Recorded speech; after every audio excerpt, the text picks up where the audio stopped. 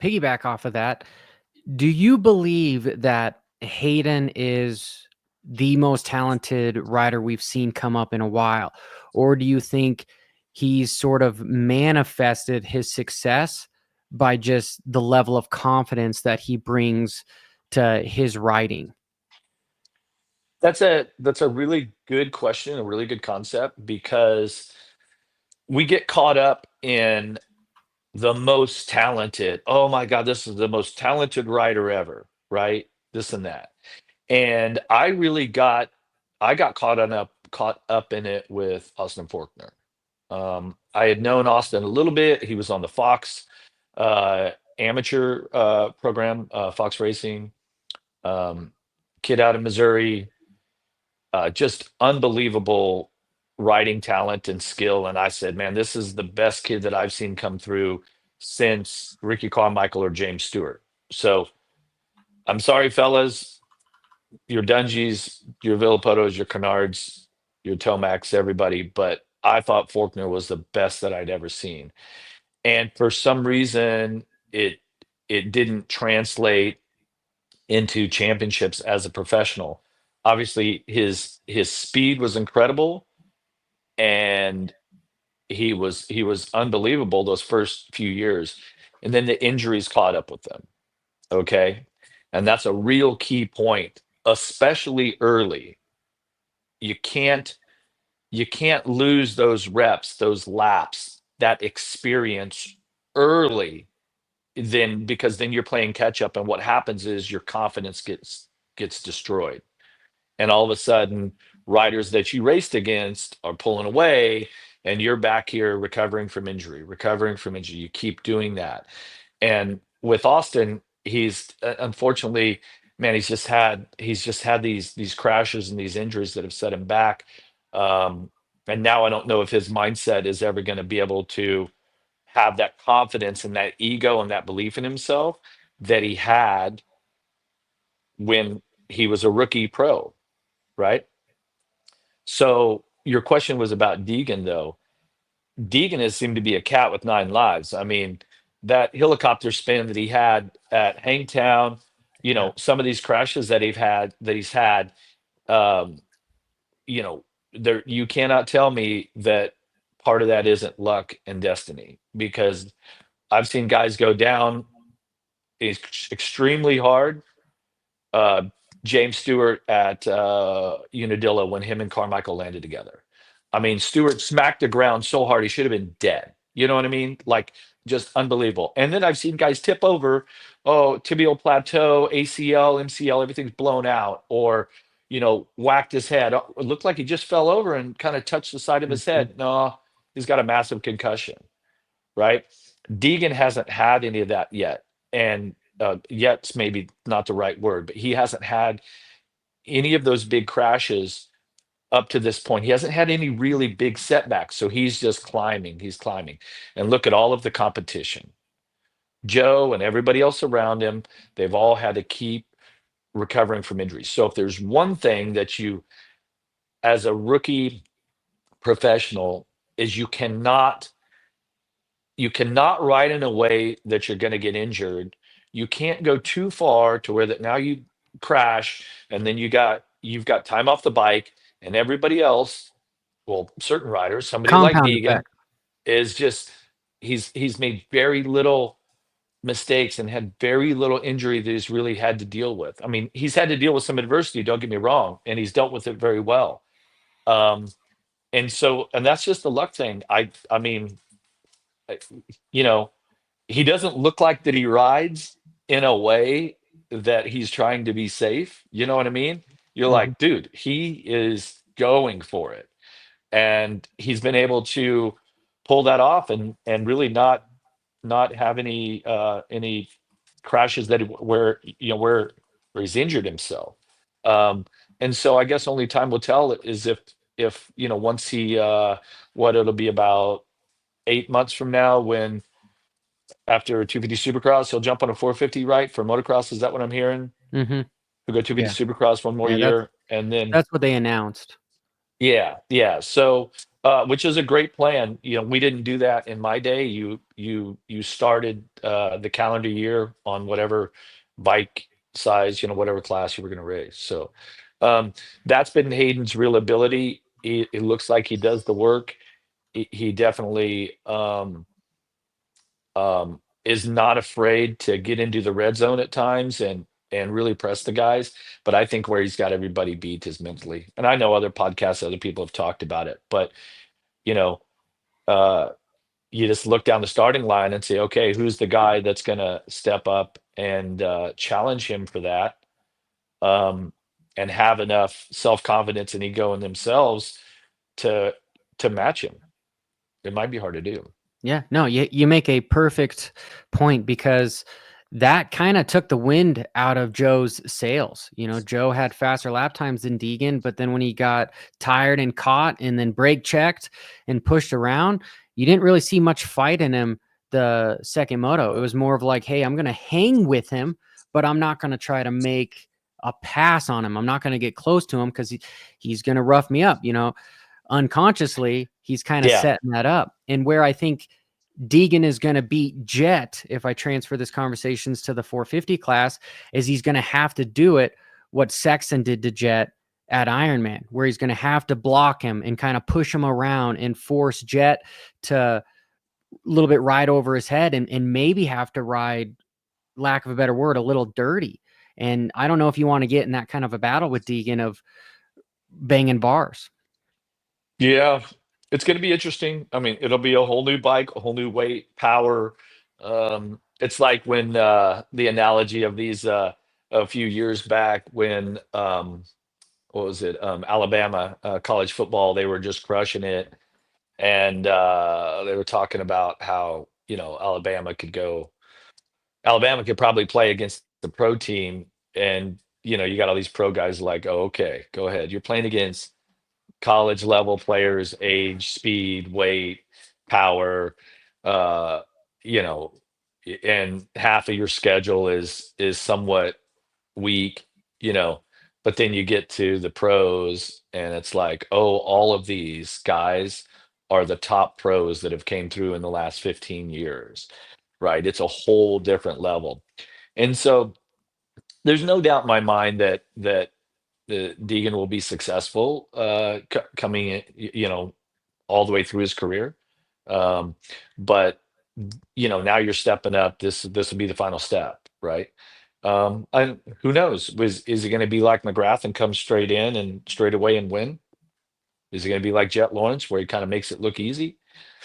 I don't know. We'll see. It's going to be a when he makes the jump next summer into motocross, um, provided everyone's healthy, right? It's like this is a pretty good field right now, and that's one of the things I talked about when I did Gypsy Tales a couple weeks about where Jet Lawrence is at. It's like, you know, it's not like it's a weak field. I mean, you've got multiple champions, uh, multiple multi-time champions, and sometimes he just makes it look really easy. And so that's there's something to be said for that. So is he the next guy that makes a run at 5 Supercross titles or 72 Supercross wins? I mean, we're still a little early, but he's off to a great start. And probably the last thing that any of the 450 riders want to see is a young kid that has the confidence in himself, like Hayden Deegan, come through and start to spoil their, you know, this is where the totem pole is. This is where we all sit. And all of a sudden he goes, no, I want to be up here straight away. So Okay, so it'd be great entertainment. if I'm putting you on the spot, Fro, is there going to be any hazing for Deegan coming into the 250 class? Because I'll give you an example. I was at the Denver Supercross when he took out his teammate Cole Davies, and Mm. I was in the middle of the track, and I Is that what saw you it in called it. it? What? Is that what you called it? Deedon took out Davies. Davies actually ran into him and kind of fell over. He should have given him the line, but There you go. Okay. from off the Yeah. track, when I was there, it looked like he took him out, right? Yeah. But truthfully, that was a mistake on Cole for giving Yeah. him the room, right? And it was Davies. just Yeah. You don't do that when you know that it's Deegan there. You're going to leave this this really um, open turn that is just ripe for destruction. And with a lap to go in the race or whatever it was, you're just going to leave it open. I Yeah. bet he doesn't do that again. Nope, nope. Lesson And learned. maybe he thought it was his teammate or something, but Mm-mm. Deegan was Yeah. going for a championship. So he went to just block his teammate. And honestly, Davies is a small guy. So it was like kind of running into a brick wall with Deegan there. But anyway, after it, right, all the riders came up to Cole to be like, hey, dude, good job. You're gonna get you're gonna have your time. None of the riders came to congratulate Deegan, at least the 450 guys, on his championship. And I thought that was almost foreshadowing as to what we might see, where the 450 guys are like, you know what? We're not going to let this YouTube sensation come in and take away our clout. It kind of seemed like this egotistical hierarchy that was in play. So I want to know your take on that. And is he going to be able to come Yeah. in and win? Yeah. So, but if you're Deegan on that, like you thrive on that, and you don't give a shit if the other guys like you. Like, who cares? Yeah. I don't want to be friends with you Yeah. anyway. If you feel that way, then yeah, like that's yeah, he'd be like, "Oh, sorry, man, why's everybody so hard on me?" He knows it already. Deegan already knows what that type of writing and what his outward um sort of his words and how he speaks on the podium outwardly. He knows that. That's why he does it. It's part of the game for him. So I don't think he gives a shit if the other guys like him or not, to be honest with you. So you don't think there's going to be any hazing in the 450 class? Because I know Roxon, he said it on JB's with AC's show. They were Roxon was straight up like, yeah, no, we're not going to let this guy just come up here and try to push us around. Yeah, I think that's going to be great entertainment because these guys they're not gonna want to let him by. And so are they going to ride, up the intensity 15%, be a little more defensive, ride him a little harder? Of course they will. And I guess if that's sort of what your definition of like hazing is going to be, yes, but at that level, like I don't expect that you know, first practice at the first race that somebody's just going to go take his front wheel out and like stop and look back. You know what I mean?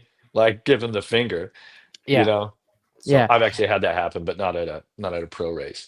Um, You but know, I've had it happen too. So yeah, yeah. yeah, and Deegan is, because of what you're saying with his dad and with his social media, he is like the perfect, he's had the experience to deal with the level of scrutiny that the 450 class is going to be able to put on him. And Mhm. to kind of piggyback again off of what you were saying, that's sort of how he's been able to crush the 250 class, is he brings this level of confidence and this level of just his experience to be like, hey guys, I'm going to say shit, and this is kind of sensationalism. This is racing, but if I get in your head, that's your effing problem. I'm good. You can say whatever Yeah, you want to me. I'm good. and there's almost like this it really is such an important element of our sport. The confidence and belief in yourself. And especially when you, let's say you do a post race press conference and you throw shit out there, well, now you got to go back it up, right? So if that's what it takes for you to get yourself motivated and to sort of throw it out there, okay, now I've got to go back up whatever I was talking about before the race. Then you use that to your advantage. You know that our sport is so dependent on this word confidence and belief in yourself because it's not a safe sport. And so if you have this doubt, um, it'll probably show when you're riding. If you have this doubt in yourself of how you measure up against the competition, it'll show, you know. Mhm. And there was one moment in my career where I really that was actually on camera where it would define exactly what we're talking about. So 1996 pro motocross 250 class. What race? Binghamton, 1996. McGrath had been hurt. I won a bunch of races, uh, clawed up a bunch of points. Binghamton, he goes and wins both motos. I go 2-2. And Davey Coombs is interviewing him after the race. And he says, yeah, we've got, I'm behind by a point or two to Jeff, and we're going to Steel City, and it's my favorite track, blah, blah, blah. And so Davey Coombs interviews me next and hey, great ride. You got a couple of seconds today. Da da da da da. We're going to Steel City. You've got the point lead by just a little bit, and Jeremy says it's his favorite track.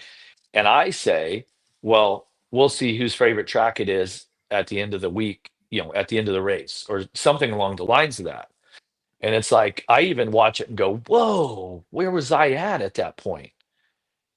And even though I had gotten second that day, I rode amazing. Like the race was really difficult, but for me to get 2 seconds was I kept the points lead, and I I knew that I was still in a really good place, and that when I look at something like that, I'd go, okay, where was I at?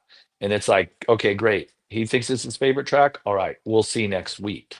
Mhm. Well, Game that's on. that sort of, yeah, game on, mofo. You know what I mean? And that's what that sort of swagger or confidence, uh arrogance, there's all these elements to it. You can like it or not, but it's a similar thing that the athlete has, and it's just a belief and a confidence in yourself. And there's probably, when just specifically in this 250 class right now, the current day 250 class, what we're talking about, it's like, um you have to have that. You and It's going to be really hard to beat a guy like Deegan without it. And so I think Cole Davies is quietly bringing that because he knows that his his skills are there and his speed. Yeah, I think And he's a better remember, he's rider. operating out of the same team. So I think that, I mean, and think about it, he's only 17 or something. He's really young.